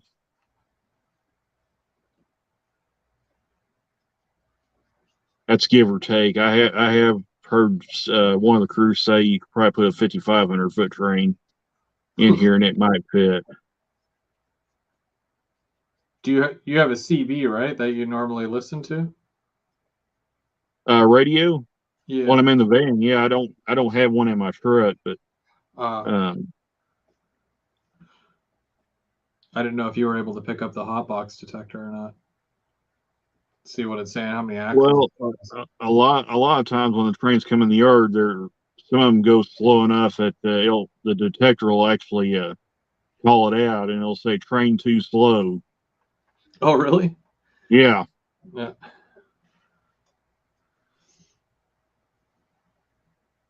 Yeah, they have to be going a certain speed, or the detector can't read the axle count.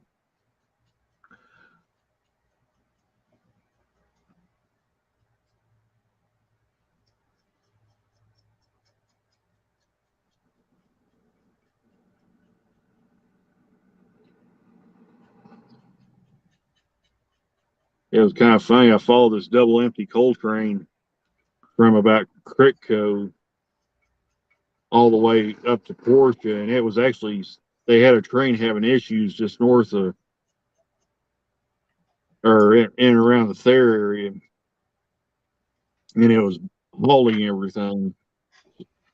And one of the and that double empty was all but stopped at Portia. It was just barely rolling when it cleared the detector. It said, of course, it read out the milepost and everything, but then it said train too slow. So,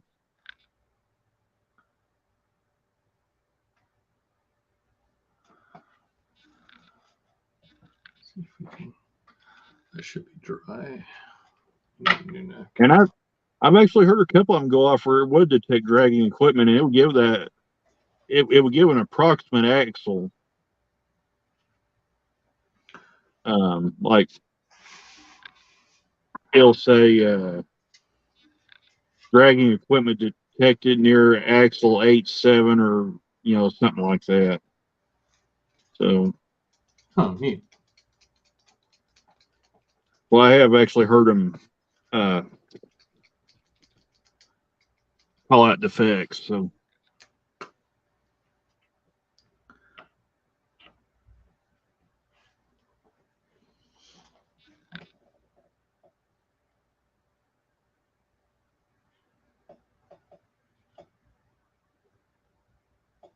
yeah, Kyle Stevens said he said, "There you go, you learn something new every day." Yeah, that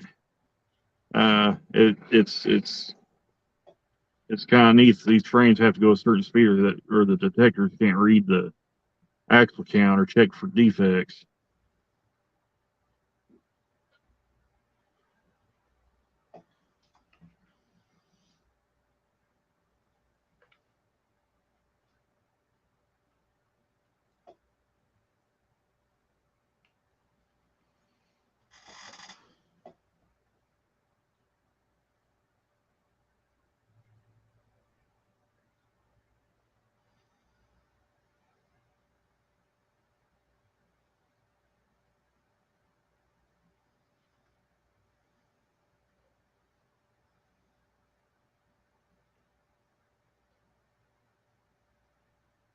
Yes, I better look and see what time it is.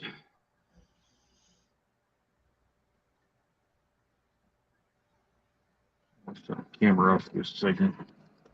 So I don't make people car sick.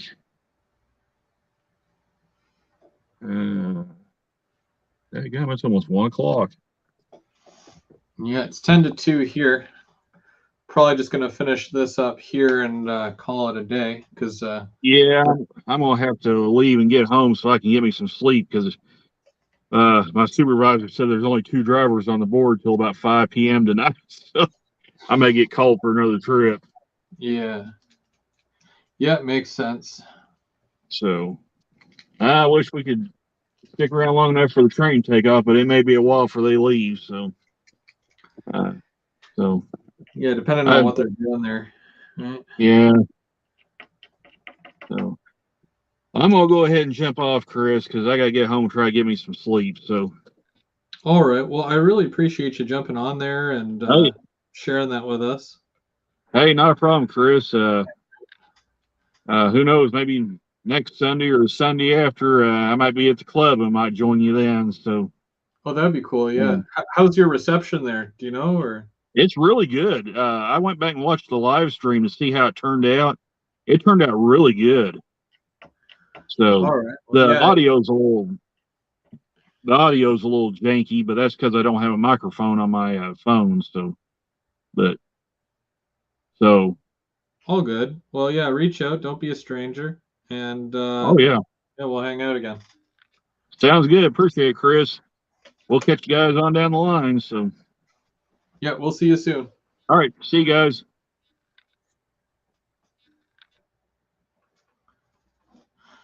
Yeah, still working on this. Just did some black outlining there, and yeah, just gonna add a bit more to that. But that's the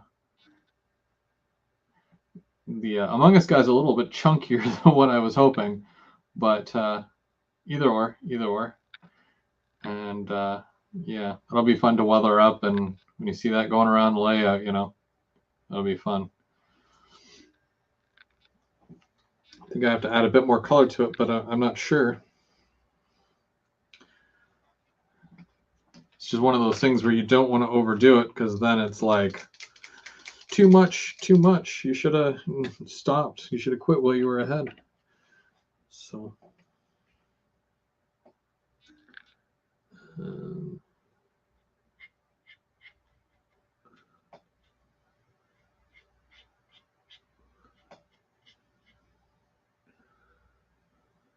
I think I'll just go a little bit thicker on some of these spots. And kind of just go around.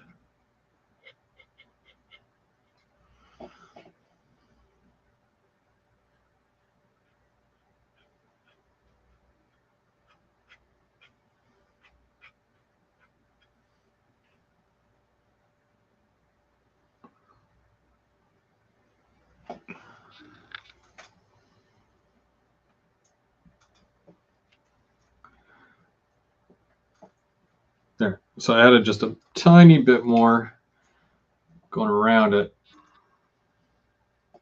It actually looks very cartoony. I think it just might be the colors that I use, but it's kind of just showing two examples, and you can kind of see. So like when I use the obviously the smaller ones that are decals.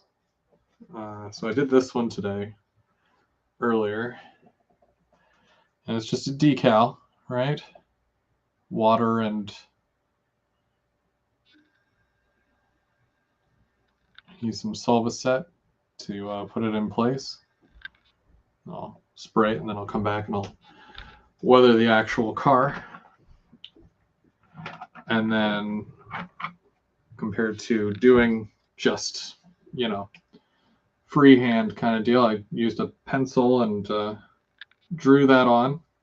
I do want to kind of change the color of this green here, though. I want to have it darker near the bottom and then have it come up.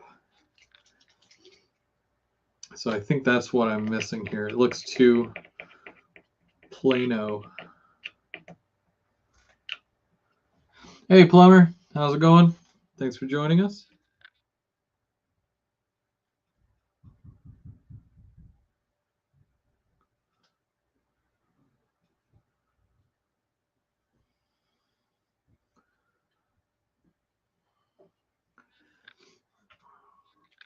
And what I'm going to do, kind of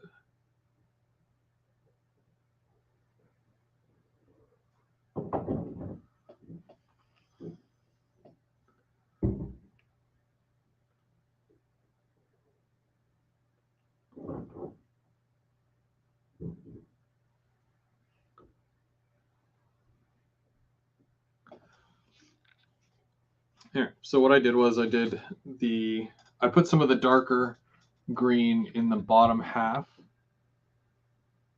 and then you use a Q-tip, and I just kind of go up a little bit, like, because it's still wet, so you just kind of go up with it, and it fades it, bringing in some of the light and carrying some of the dark over, and it blends it that much more.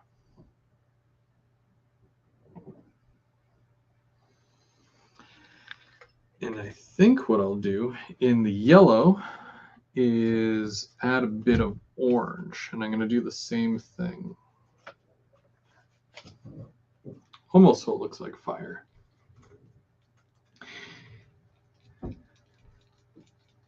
Yeah, Plumber, you look like you were very busy yesterday with all the YouTuber guys out at the train show. Glad you got to meet Bernard from Mini Prince. He's a cool guy.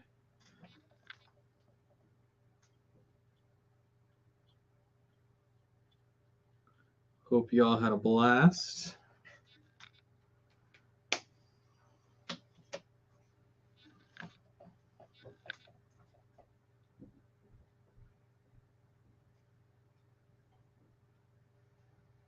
I'm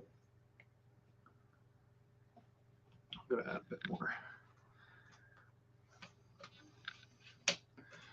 Yeah, as a little Among Us guy, I asked my kids what I should color, and we're a video game family, so we're always playing video games, and I'm always gaming with my kids. So I'm assuming that's why they said doing Among Us. I'm just going to add a tiny bit of red at the very bottom.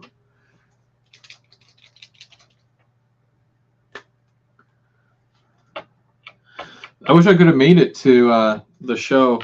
I was talking to Bernard about that back in, what was that, September? But my scheduling is just ridiculous. Like, and I'm not even talking about like ridiculous where I got to do this stuff. I can put this stuff on hold. It's my work schedule, my actual work. But yeah, it's tough to get certain time off and all that. So unfortunately, I could not make it.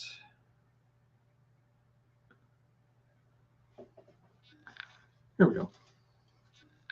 There, now it doesn't look as flat.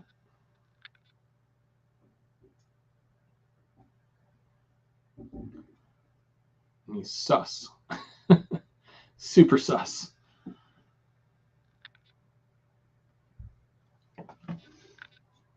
I wish I could add some like highlight to the guy, but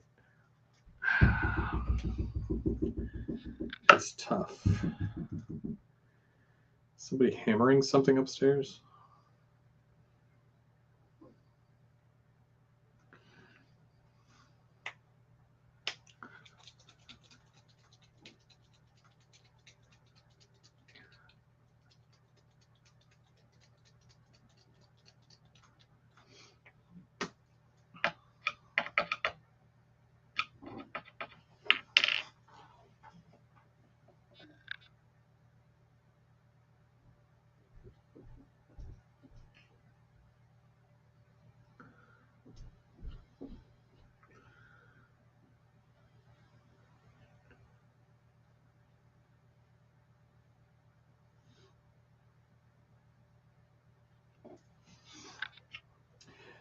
So hopefully this works because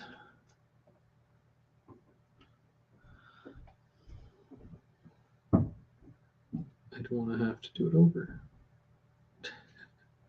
Mostly so I don't have to do it over. I've come too far.